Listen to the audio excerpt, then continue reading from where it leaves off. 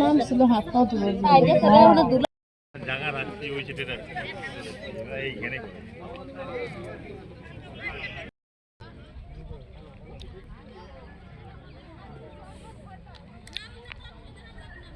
CC camera লাগাবি নাকি আবার উপরে?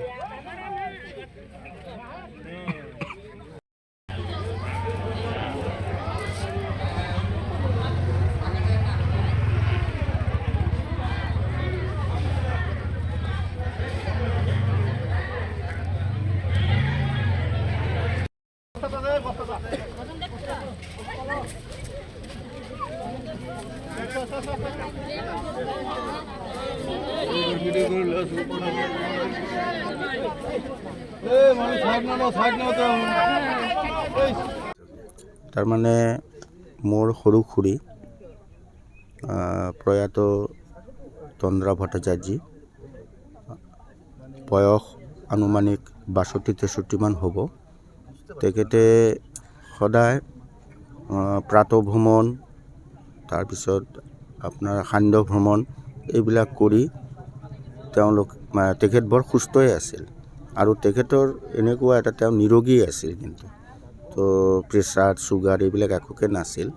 তো আজি যথা দিনৰ দৰে আজিও ৰাতিপুৱা ভাগত ওলাই যায়, আনুমানিক ৬ বজাত ওলাই গৈ প্ৰাতঃভ্ৰমণ কৰি যেতিয়া ঘৰমুৱা হোৱা নাই, তেতিয়া আমি আমাৰ পৰিয়ালৰ সমূহে তেওঁক বিচাৰি নাপায় এজনে পিছত খবৰ পঠালে যে নৈৰ তেখেতৰ এটা বস্তু মানে কি পোৱা গৈছে, এজন মানুহৰ দৰে দেখা গৈছে।